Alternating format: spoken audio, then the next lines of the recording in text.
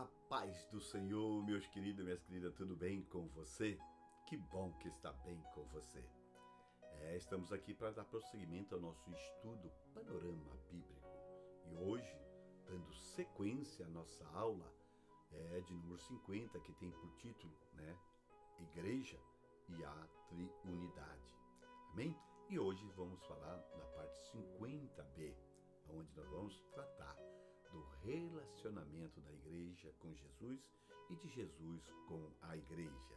Amém? Mas antes, porém, eu quero aqui fazer um agradecimento a você que já se inscreveu no nosso canal e despertar você que ainda não se inscreveu para que esse conteúdo, se você se inscrever, com certeza ele vai alcançar mais vida. Ele vai sim tocar em mais vida e Deus vai ser glorificado. Por isso, mete o dedo aí, tá? E se inscreva no nosso canal para que junto nós possamos glorificar o nome de Jesus. Amém? Abre sua Bíblia aí em Hebreus capítulo 13, versículo 8, que diz assim: Jesus Cristo é o mesmo ontem, e hoje e eternamente. Vou ler de novo. Jesus Cristo é o mesmo ontem e hoje e eternamente. Amém? Graças a Deus. Meu Deus e meu Pai, eu quero te louvar por essa oportunidade tão maravilhosa de aprendermos um pouquinho mais de Ti, Senhor. Deus, eu quero invocar o Teu Espírito para que Ele possa nos ajudar, para que Ele possa cooperar, para que Ele possa nos convencer a assimilar a Tua verdade, a praticar os Teus princípios, para que o Seu nome seja glorificado por meio das nossas vidas. Que Teu Espírito possa nos ajudar a guardar as Tuas verdades no nosso coração, para não pecarmos contra Ti, em nome de Jesus. Amém. Amém. Nós temos estudado na aula anterior, querido, a respeito do relacionamento de Israel com Deus, e da igreja com Deus. Como era o relacionamento de Israel com Deus? Nós sabemos, melhor dizer, que para Israel, um judeu ter acesso a Deus, ele precisava de dois intermediários. Um era um animal que ele tinha que adquirir ou criar para levar ao sacerdote. O sacerdote era o segundo intermediário. Por quê? Porque esse judeu ele não tinha acesso direto a Deus. Ele não podia se achegar a Deus. Ele seria fulminado, ele seria destruído. Ele chegava até o primeiro altar, aonde entregaria o seu animal a esse sacerdote, que iria imolar esse animal, e o sangue desse animal iria perdoar os pecados desse dono desse animal. Bem, mas nós estudamos também que quando chegou a plenitude do tempo, aprove a Deus trazer o seu filho, nascido de mulher, nascido debaixo da lei, e diz assim no versículo 50 e 51 de Mateus 27, que quando Jesus disse: Pai, a Ti eu entrego o meu espírito, no versículo 51 vai dizer que o véu do templo se rasgou de cima embaixo. Ou seja, esse Deus que estava nesse lugar chamado Santo dos Santos, no lugar santíssimo, agora com esse véu que foi rasgado, abriu, agora ele seria acessível por todos aqueles que nele creem, por todos aqueles que o recebessem. Bem, então hoje eu quero compartilhar com você como que deve ser o nosso relacionamento com Cristo ou de Cristo para conosco. E vamos falar de 7 figuras que vai descrever muito bem esse relacionamento com Jesus Cristo. A primeira dessa figura é esta: Jesus é o pastor e nós somos as ovelhas do seu pasto. Isso que é a nossa primeira figura. E nós vamos ler uma passagem no Velho Testamento e uma no Novo Testamento. Nós vamos ler apenas as duas referências das muitas que existem, que identifica essa figura como Jesus, o nosso pastor, e nós como ovelha do seu pasto. Salmo 23, do versículo 1 ao versículo 6. Veja bem, o Senhor é meu pastor, nada me faltará. Deitar-me faz em verdes pastos, guia-me mansamente às águas tranquilas, refrigera minha alma, guia-me pelas veredas da justiça, por amor a seu nome. Ainda que eu andasse pelo vale da sombra da morte, não temeria mal algum, porque tu está comigo. A tua vara, o teu cajado me consolam. Preparas uma mesa perante a mim na presença dos meus inimigos, unge a minha cabeça com óleo e o meu cálice transborda. Certamente que a bondade e a misericórdia me seguirão todos os dias da minha vida e habitarei na casa do Senhor por longos dias. Agora Jesus vai falar por meio dos lábios do apóstolo João, dizendo no versículo 14 do capítulo 10, eu sou o bom pastor e conheço as minhas ovelhas, e das minhas ovelhas sou conhecido. Uma pergunta, você conhece Jesus? Jesus te conhece? Amém. Versículo 15, assim como o Pai me conhece, a mim, também eu conheço o Pai, e dou a minha vida pelas ovelhas. E ainda tenho outras ovelhas que não são desse aprisco. Também me convém agregar estas, e elas ouvirão a minha voz, e haverá um rebanho e um pastor. Jesus está falando, esta passagem com os seus discípulos, Exatamente. Agora está falando deles, de Israel, que acreditava em Deus, e também está falando das outras ovelhas que ele tem, que é a igreja, que vai agregar e formar somente um grupo de ovelhas, Olha, ele vai dizer no versículo 17, por isso o Pai me ama, porque dou a minha vida para tornar a tomá-la. Ninguém me tira de mim, mas eu dou de mim mesmo, Tenho poder para dar e poder para tornar a tomá-la. Este mandamento eu recebi do meu Pai. Olha o que ele vai dizer no versículo 4 desse mesmo capítulo, Jesus. E quando tira para fora as suas ovelhas, Jesus vai adiante delas, e as ovelhas o seguem, porque conhece a sua voz. Querido, entenda, Jesus, ele dá a sua vida pelas suas ovelhas, e as suas ovelhas ouvem a sua voz, e essas ovelhas, seguem a Jesus. Por isso que Jesus diz, quem quer vir após mim, toma a tua cruz e siga-me. Querido, existem pessoas que ficam preocupados, ansiosos, a que caminho que deve seguir, e acaba se submetendo a vários tipos de doutrina, a idolatria, a fazer isso, a fazer aquilo.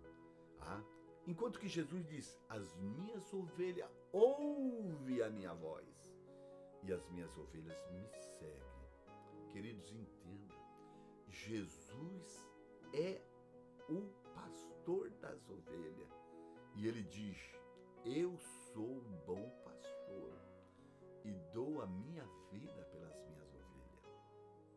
O apóstolo Paulo, em defesa do Evangelho, em capítulo 4 de Gálatas, no versículo 8, vai dizer, mas ainda que nós mesmos, ou um anjo do céu vos anuncie outro evangelho, além do que já nos temos anunciado, seja falso. O evangelho é Jesus falando e nós seguindo a sua voz. Amém? Outra figura que expressa o nosso relacionamento com Jesus, de Jesus conosco, está em São João, capítulo 15, do versículo 1 ao versículo 7. Jesus é a videira e nós o ramos. Eu sou a videira verdadeira e meu Pai é o lavrador. Toda vara em mim que não dá fruto, atira, limpa todas aquelas que dá fruto, para que dê mais fruto. Vós já está limpo pelas palavras que vos tenho falado. estáis em mim e eu em vós, como a vara desse mesmo não pode dar fruto, se não estiver na videira. Assim também vós, se não estiverdes em mim. Eu sou a videira verdadeira, né? Vós as varas. Quem está em mim e eu nela, esse dá mais fruto, porque sem mim nada podereis fazer. Se alguém não estiverdes em mim, será lançado como fora, como a vara, e se secará, e os colhe e lança no fogo e arde.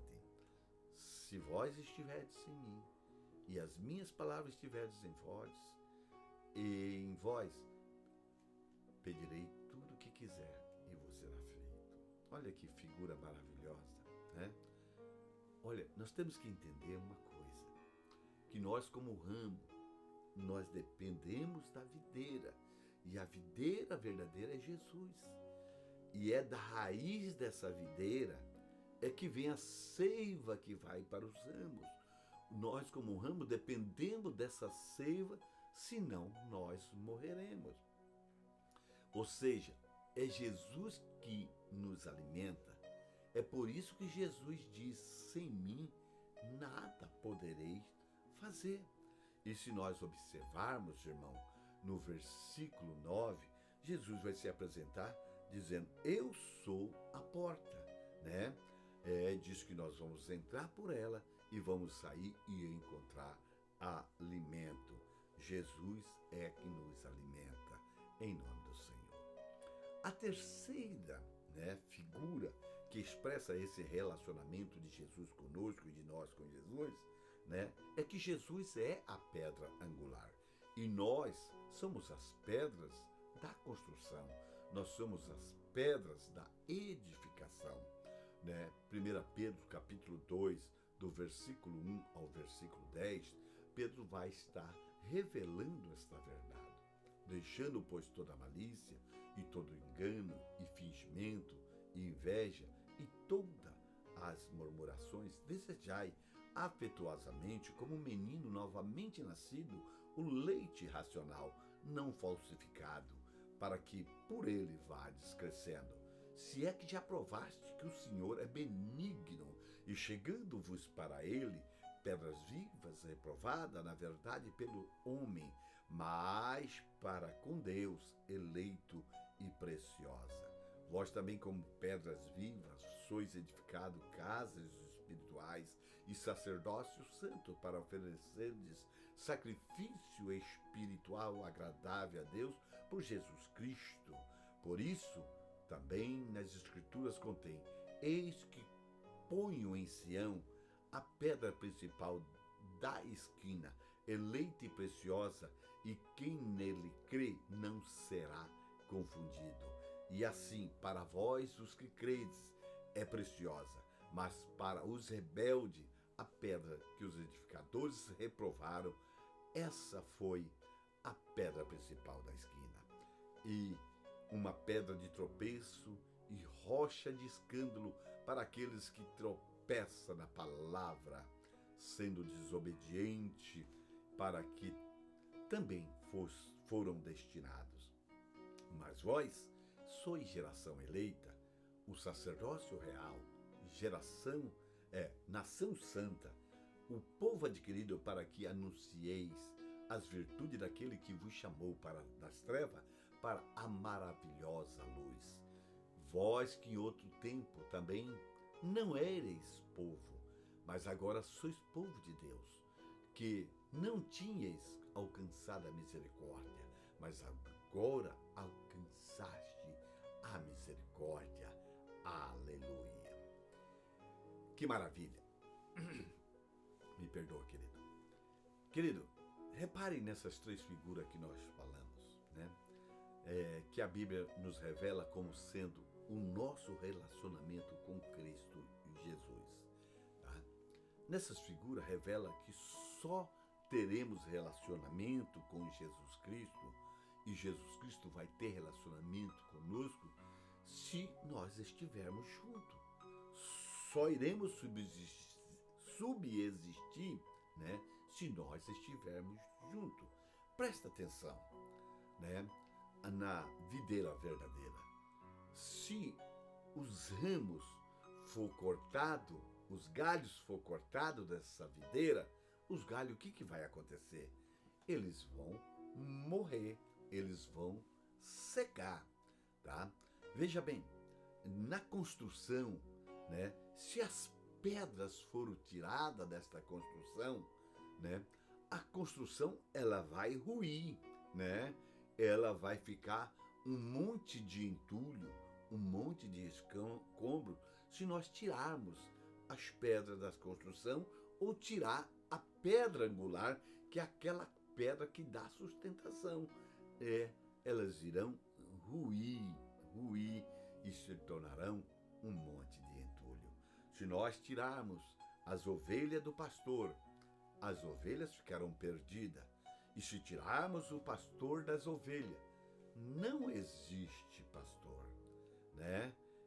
Pois não existe pastor sem ovelha. Ovelha, nós sabemos que é um animal muito limitado, sem, né? O pastor, as ovelhas, vai se tornar uma presa fácil para os lobos. E se as ovelhas se perder, né? Nós entendemos que uma ovelha que se perde, ela não retorna ao lugar. Ela tem problema de GPS, né? As ovelhas. Se as ovelhas se machucar, as ovelhas elas irão ficar paradas até morrer, né? É por isso que Isaías ele vai usar essa figura da ovelha para falar acerca da morte de Jesus em Isaías 53, versículo 7. Como a ovelha é muda perante os seus tosquiadores, assim Jesus não abriu a sua boca. Eu quero compartilhar com você também mais uma figura que demonstra o nosso relacionamento com Jesus e de Jesus para conosco. Está em Hebreus capítulo 14, né? Capítulo 4, do versículo 14 ao versículo 16.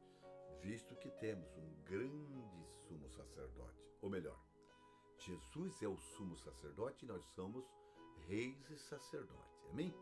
Visto que temos um grande sumo sacerdote, Jesus, Filho de Deus, que penetrou nos céus, tenhamos firmemente a nossa confissão, porque não temos um sumo sacerdote que não possa se compadecer-se das nossas fraquezas, porém um como nós, em que tudo foi tentado, mas sem pecado. Chegamos, pois, com confiança ao trono da graça, para que possamos alcançar misericórdia e achar graça, a fim de sermos ajudados em tempo oportuno. Aqui, o escritor aos Hebreus apresenta Jesus como o sumo sacerdote, né? O apóstolo João, em Apocalipse capítulo 1, versículo 5 e 6, em Apocalipse capítulo 5, versículo 9 e 10, ele vai nos apresentar como reis e sacerdote, tá? E da parte de Jesus Cristo, que é fiel testemunha, o primogênito dentre os mortos e o príncipe dos reis da terra, aquele que nos amou e em seu sangue nos lavou dos nossos pecados e nos fez reis e sacerdote para Deus, seu Pai. A Ele a glória, o poder para todos sempre. Amém. No versículo 10 do capítulo 5 vai dizer: com seu sangue nos comprou para Deus, reis e sacerdote. Amém? Outra figura, né, que expressa a relação de Jesus com a igreja e da igreja com Jesus, é que Jesus é o último Adão, é o novo Adão, e nós somos a sua nova criação, ou somos a sua criação. Apocalipse capítulo 1, 17 e Apocalipse capítulo 22, 13, João vai estar dizendo: e eu, quando vi, caí a seus pés como morto, e ele pôs sobre mim a sua destra, e dizendo-me: não temas, eu sou o primeiro e o último, eu sou o último. E no capítulo 22, no versículo 13, ele vai dizer: eu sou o Alfa e o Ômega, o primeiro e o derradeiro, e o princípio e o fim. Está dizendo: eu sou o último Adão. Em 1 Coríntios, capítulo 15, do versículo 45 a 49, o apóstolo Paulo também vai estar falando desta verdade. Está dizendo dessa forma: assim também escrito. Assim está também escrito. O primeiro homem, Adão, foi feito em alma vivente. O último, Adão, em espírito vivificante. Aleluia. Mas não é o primeiro espiritual, senão natural. Depois o espiritual. O primeiro homem da terra é terreno. O segundo homem, o Senhor, é do céu. Qual o terreno, tais como também os terrestres. E qual o celestial, tal como também os celestiais. E assim, como trouxemos a imagem do terreno, assim traremos também a imagem do celestial. Aí Pedro vai dizer: mas vós sois, já lemos isso, já falamos sobre isso, mas vós sois a geração eleita, o sacerdócio real, a nação santa, o povo adquirido, para que anunciei as virtudes daqueles que vos chamou das trevas para a sua maravilhosa luz. Vós que em outro tempo não era povo, mas agora sois povo de Deus, que não tinha alcançado a misericórdia, mas agora alcançaste a misericórdia. Aleluia! Obrigado por Jesus ser o último Adão. Aleluia! Outra figura que eu quero compartilhar com você, que a Bíblia nos apresenta, é que Jesus é a cabeça e nós somos o corpo. Essa é uma das figuras mais usadas.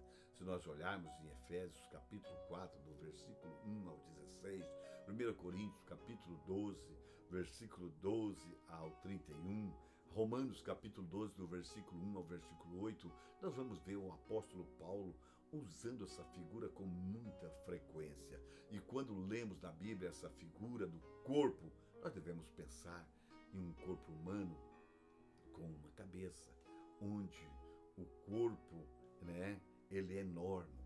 Essa igreja universal de Cristo, ele é enorme. E a cabeça está lá no céu, assentada à direita de Deus Pai. Isso que é a igreja, A cabeça que é Cristo, Que comanda a igreja. Não há um movimento do corpo. Não há uma decisão que não venha da cabeça. Porque Jesus mesmo disse: sem mim nada podereis fazer. Jesus diz que ele é a cabeça. Efésios capítulo 1, versículo 23. Outra figura que eu quero compartilhar com você, do relacionamento de Jesus com a igreja e da igreja com Jesus, é justamente que Jesus é o noivo e a igreja é a noiva. Sem noivo não há noiva e vice-versa. Amém? A Bíblia vai dizer no livro de Efésios, capítulo 5, a partir do versículo 22, que Jesus está preparando a sua igreja, a sua noiva. A Bíblia vai dizer também em 1 Coríntios, capítulo 11, versículo 2, que ela está sendo preparada para apresentar a Jesus como uma virgem pura. Apocalipse capítulo 9, versículo 7, capítulo 19, do versículo 7 ao versículo 9, vai estar dizendo que a sua noiva já está preparada. Queridos, entende uma coisa. Todas essas figuras utilizam partes que são complementares umas da outra. Elas não subsistem sem a outra, Jesus é o noivo e a igreja é o noivo. Não existe noivo sem noiva. Não. Olha, entende? Jesus escolheu ser complemento somente estando, ele complemento com a sua igreja. Jesus só vai estar completo quando estiver junto, É isso que nos mostra. Jesus é completo só com a sua igreja. Nós seremos completos somente com Jesus. Aleluia! Isso é espetacular.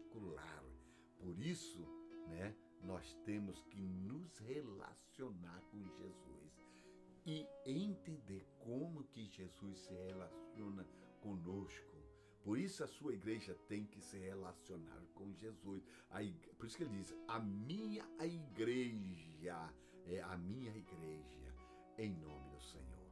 Meu Deus e meu Pai, eu quero te louvar, te glorificar por esta oportunidade de aprendermos de Ti, que é manso e humilde de coração. Que nós possamos, Senhor, ó Deus, nos relacionar com o nosso Jesus Cristo e que possamos permitir o relacionamento de Jesus conosco, em nome de Jesus. Obrigado, Espírito Santo. Um beijo, Espírito Santo, em nome de Jesus.